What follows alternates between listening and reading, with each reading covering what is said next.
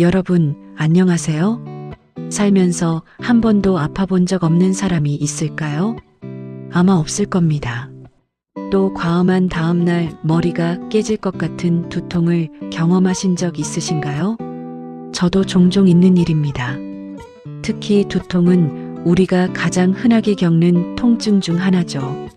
머리가 지끈거리기 시작하면 업무도, 공부도, 휴식도 순식간에 엉망이 되어버리곤 합니다. 그럴 때 우리가 가장 먼저 찾는 게 뭔가요? 맞습니다.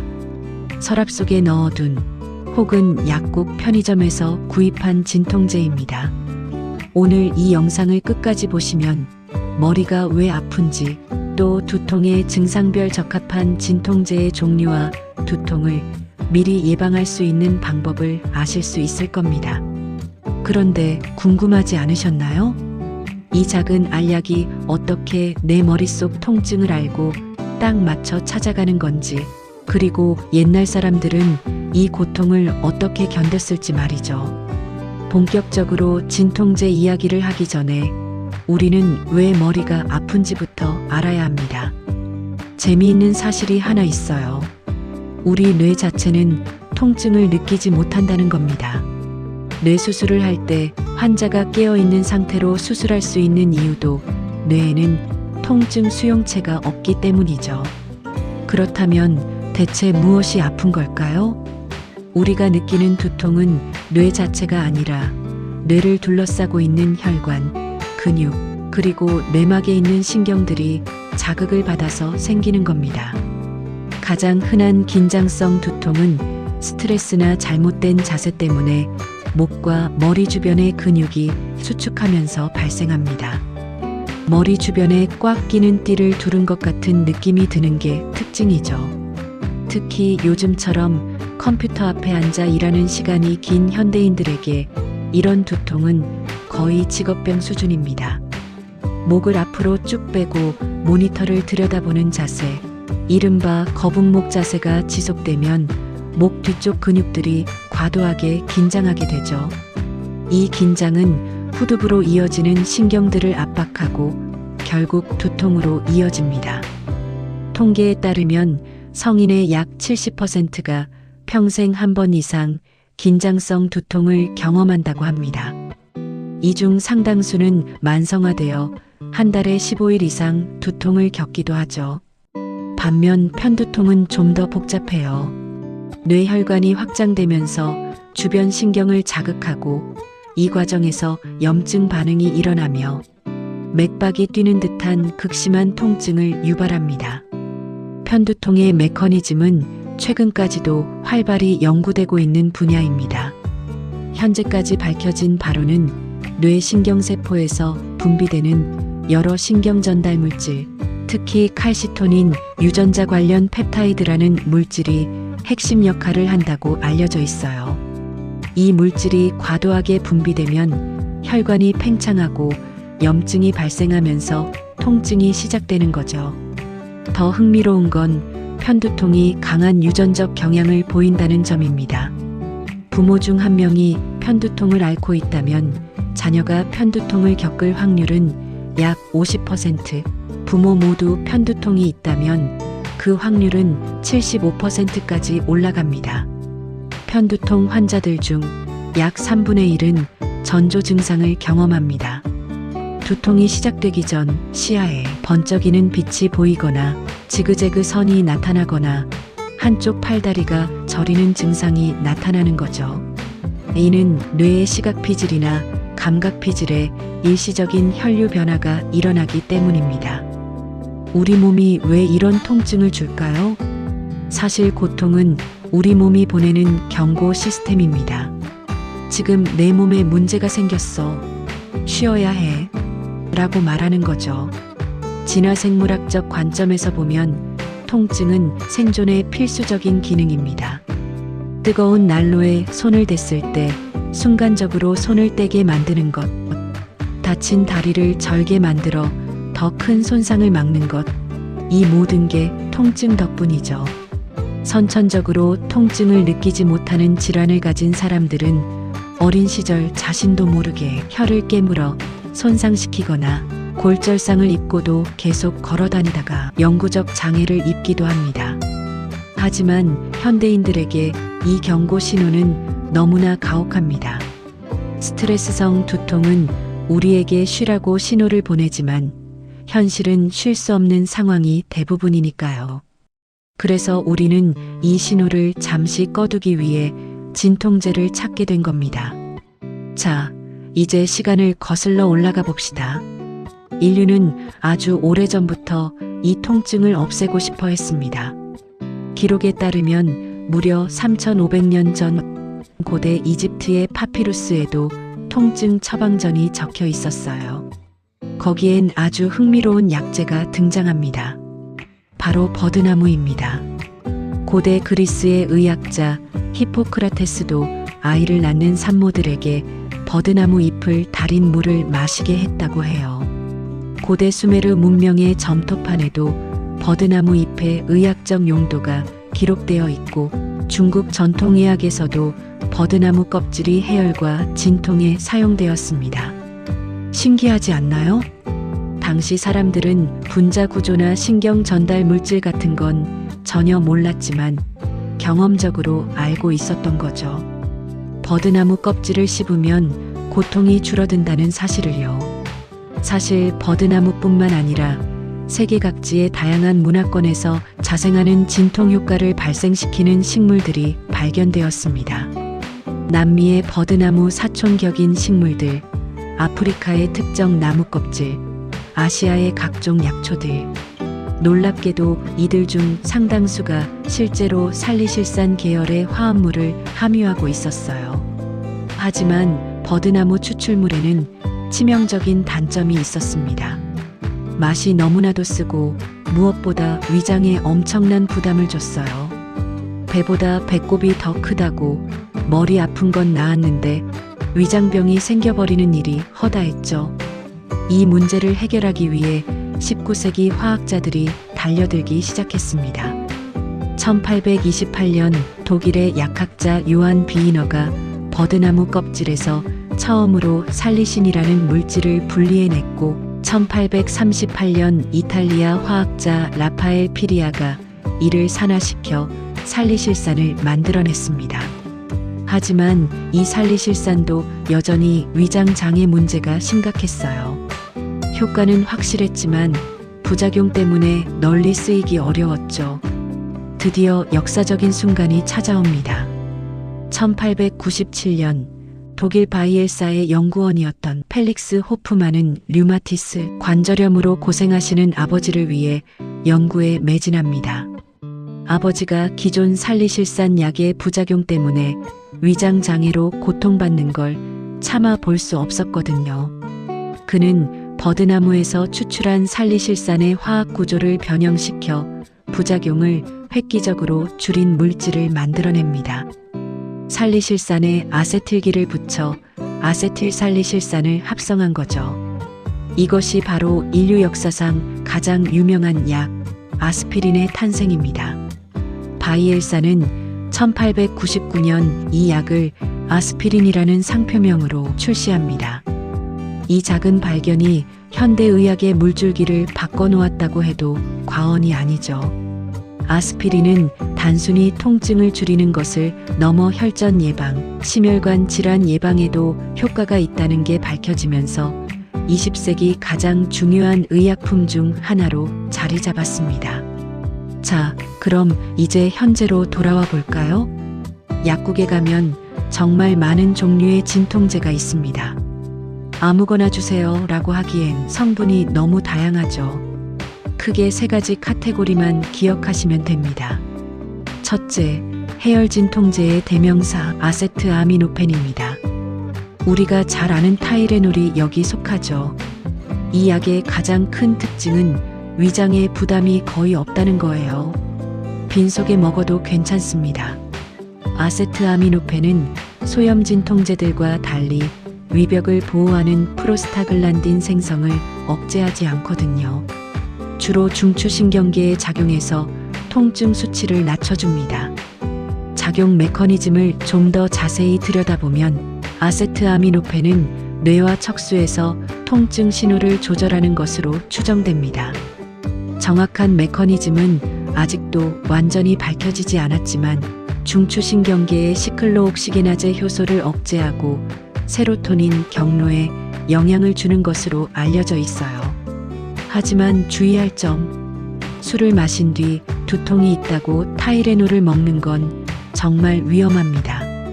아세트아미노펜은 간에서 대사되는데 알코올도 같은 간효소를 사용하거든요. 둘이 동시에 처리되면 간에 독성을 가진 대사산물이 축적될 수 있습니다. 숙취 두통엔 절대 금물입니다. 성인 기준 하루 최대 용량은 4000mg이지만 안전을 위해 3000mg을 넘지 않는 게 좋습니다. 과량 복용 시 간 손상이 올 수 있으며 심한 경우 간 이식이 필요한 급성 간부전으로 이어질 수 있습니다. 둘째, 소염 진통제 군단입니다. 이부프로펜, 덱시부프로펜, 나프록센 같은 성분들이죠. 시판 약으로는 아나프록스, 에드빌, 이지엔6, 브루펜 등이 있습니다. 이들은 단순히 통증만 줄이는 게 아니라 염증을 가라앉히는 효과가 탁월합니다. 그래서 근육통, 생리통, 치통처럼 염증이 동반된 통증에 아주 효과적이죠. 엔세이드의 작용 원리는 명확합니다. 우리 몸에서 염증과 통증을 일으키는 프로스타글란딘이라는 물질의 생성을 차단하는 거예요. 구체적으로는 COX, 시클로옥시게나제라는 효소를 억제합니다. 이 효소에는 COX-1과 COX-2 두 종류가 있는데 COX-1은 위벽 보호, 혈소판 기능 유지 같은 정상적인 생리 기능을 담당하고 COX-2는 주로 염증 반응에 관여합니다. 전통적인 엔세이드는 두 효소를 모두 억제하기 때문에 염증을 줄이는 동시에 위장 보호 기능도 약화시킵니다. 그래서 아스피린의 후예들답게 위벽을 보호하는 물질을 억제하는 경향이 있어 위가 약한 분들은 반드시 식후에 복용하셔야 합니다. 최근에는 COX-2만 선택적으로 억제하는 선택적 COX-2 억제제들도 개발되었어요. 위장 부작용은 줄이면서 소염 효과는 유지하는 거죠. 하지만 이들도 장기 복용 시 심혈관계 부작용 위험이 있어 주의가 필요합니다. 셋째, 복합 진통제입니다. 개보린, 펜잘 같은 약들이죠.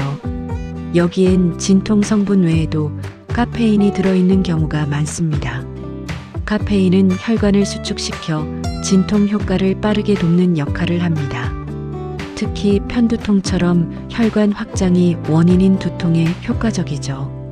또한 카페인 자체가 중추신경계를 자극해 진통제의 효과를 증강시키는 역할도 합니다.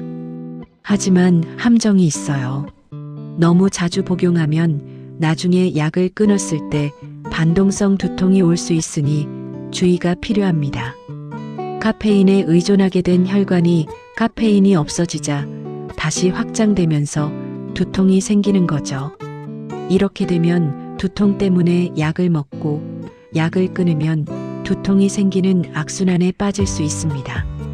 일반적으로 한 달에 15일 이상 또는 3개월 이상 규칙적으로 진통제를 복용하면 약물 과용 두통의 위험이 높아집니다. 특히 카페인이 함유된 복합 진통제는 그 위험이 더 높아요. 많은 분들이 걱정하시는 게 있어요. 진통제 자주 먹으면 내성 생기지 않나요? 결론부터 말씀드리면 우리가 약국에서 살 수 있는 일반 진통제는 마약성 진통제가 아니기 때문에 신체적 내성은 거의 생기지 않습니다. 마약성 진통제, 즉 오피오이드 계열은 우리 뇌의 통증 조절 시스템 자체를 변화시켜 점점 더 많은 양이 필요하게 만듭니다. 하지만 아세트아미노펜이나 엔세이드는 그런 방식으로 작용하지 않아요. 같은 용량으로 계속 효과를 볼 수 있습니다. 다만 심리적 의존은 생길 수 있어요. 두통이 올 것 같으니 미리 먹어야지 라는 식으로 약에 지나치게 의존하게 되는 거죠. 이건 약 자체의 문제라기보다는 사용 습관의 문제입니다. 통증을 참는 것이 더 위험할 수 있습니다. 오히려 통증을 억지로 참는 게 더 안 좋을 수 있어요. 우리 뇌는 통증을 오래 겪으면 통증 회로를 강화해버립니다. 신경가소성이라는 메커니즘 때문인데요. 반복적인 통증 신호가 신경 경로를 더 민감하게 만드는 거죠. 나중에는 작은 자극에도 민감하게 반응하게 됩니다. 만성 통증 환자들을 연구한 결과 뇌의 구조 자체가 변화한 것이 관찰되었어요. 통증을 처리하는 영역이 비대해지고 통증 억제를 담당하는 영역은 위축되는 거죠. 이렇게 되면 통증에서 벗어나기가 점점 더 어려워집니다. 그래서 전문가들은 통증이 심해지기 전 초기에 약을 먹는 것이 통증 조절에 훨씬 효율적이라고 말합니다. 특히 편두통의 경우 통증이 시작되고 1시간 이내에 약을 복용하는 것이 가장 효과적입니다. 하지만 주의할 점은 분명히 있습니다. 첫째, 하루 최대 복용량을 반드시 지켜야 합니다. 각 약마다 하루 최대 용량이 정해져 있는데 이는 수많은 임상 시험을 통해 안전성이 확인된 용량이에요. 이를 초과하면 부작용 위험이 급격히 높아집니다. 둘째, 며칠 동안 약을 먹어도 통증이 가라앉지 않는다면 그건 단순한 두통이 아닐 수 있으니 반드시 의사를 찾아가야 합니다. 두통은 때로 뇌종양, 뇌출혈, 뇌막염 같은 심각한 질환의 신호일 수 있습니다. 특히 다음과 같은 경고 신호가 있다면 즉시 병원에 가셔야 해요. 갑자기 발생한 극심한 두통, 평소와 다른 양상의 두통, 발열이나 경부경직을 동반한 두통, 시력 변화나 의식 변화를 동반한 두통, 50세 이후 처음 생긴 두통 등입니다. 셋째, 서로 다른 진통제를 함께 복용할 때는 성분을 꼭 확인하세요. 예를 들어 감기약과 진통제를 함께 먹을 때 둘 다 아세트아미노펜이 들어있다면 과량 복용이 될 수 있습니다. 사실 가장 좋은 진통제는 통증이 생기지 않는 것이겠죠. 두통을 예방하고 관리하는 생활 습관에 대해서도 알아봅시다. 규칙적인 수면 패턴이 가장 중요합니다. 수면 부족은 물론이고 과다 수면도 두통을 유발할 수 있어요. 주말에 몰아서 자는 것보다 매일 일정한 시간에 자고 일정 시간에 일어나는 게 훨씬 좋습니다. 충분한 수분 섭취도 중요해요. 탈수는 두통의 흔한 원인 중 하나입니다. 하루 8잔 정도의 물을 마시는 게 좋고 특히 커피나 차를 많이 마시는 분들은 카페인의 이뇨 작용 때문에 더 많은 수분이 필요합니다. 규칙적인 식사도 필수예요. 혈당이 급격히 떨어지면 두통이 생길 수 있거든요.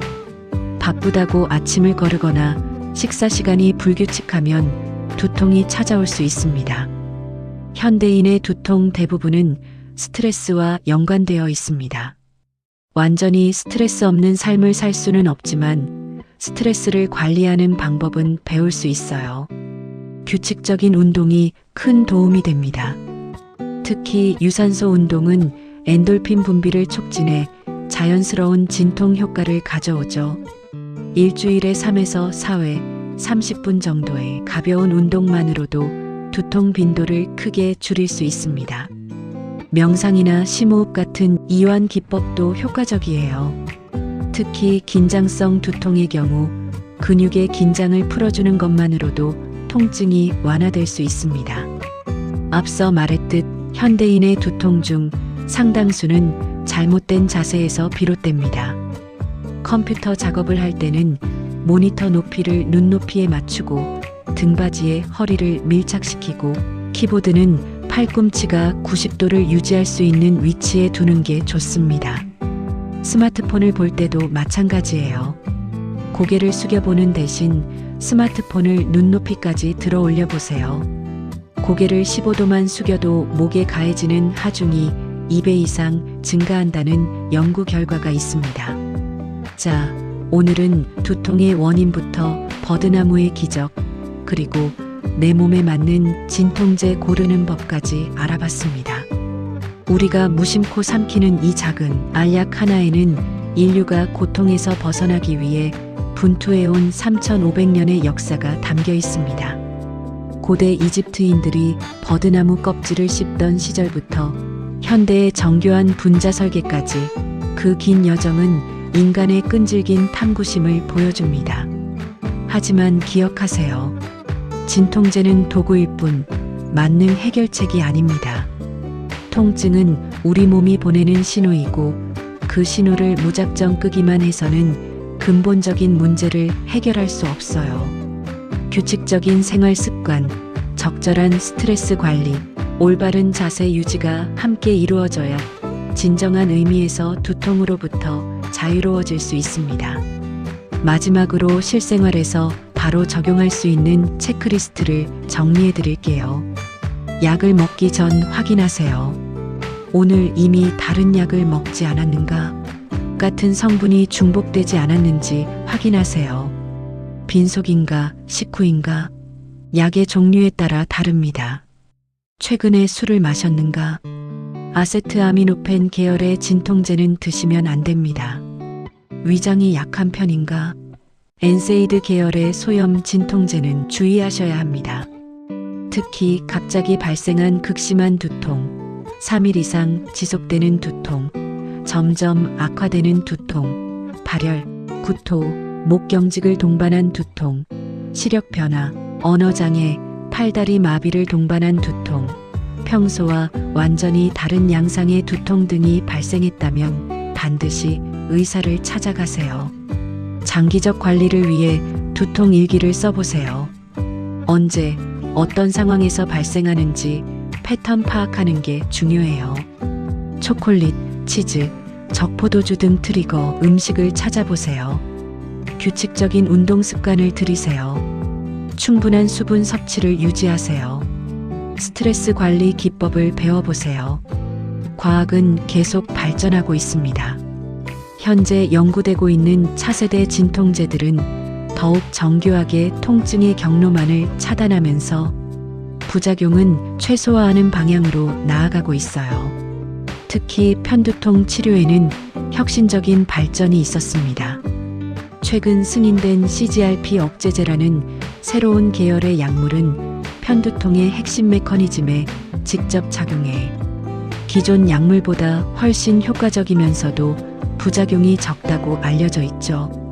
유전자 치료, 개인 맞춤형 의학의 발전으로 미래에는 각자의 유전적 특성에 맞는 최적의 진통제를 처방받을 수 있을지도 모릅니다.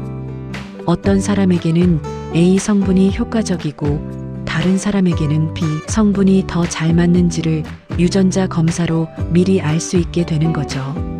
결국 가장 중요한 건 내 몸을 이해하고 내 몸의 신호에 귀 기울이며 과학적으로 검증된 방법으로 현명하게 대처하는 것입니다. 통증이 있을 때 무작정 참는 것도 무분별하게 약을 먹는 것도 답이 아니에요. 우리는 고대인들보다 훨씬 더 좋은 도구를 가지고 있습니다. 3,500년 전 이집트인들이 쓴 버드나무 껍질에서 시작해 19세기 화학자들의 헌신, 현대 과학의 정교한 분자 설계까지 이 모든 인류의 지혜가 우리 손안의 작은 알약에 담겨 있습니다. 이제 내 몸이 보내는 신호에 귀를 기울이되 과학의 힘을 빌려 현명하게 대처하는 지혜가 필요하겠죠? 통증은 피할 수 없지만 어떻게 대처하느냐는 우리가 선택할 수 있습니다. 오늘 이야기가 여러분의 건강한 일상에 도움이 되셨길 바랍니다. 혹시 평소에 드시는 진통제에 대해 더 궁금한 점이 있다면 댓글로 남겨주세요. 다음에는 어떤 건강 주제로 찾아뵐까요? 여러분의 의견을 기다리겠습니다. 오늘 이 영상이 도움이 되셨다면 구독과 좋아요 꼭 눌러주세요. 다음 영상을 만드는 큰 힘이 됩니다. 여러분, 오늘 하루도 통증 없이 맑고 쾌적한 하루 보내시길 바랍니다. 건강하세요. 감사합니다.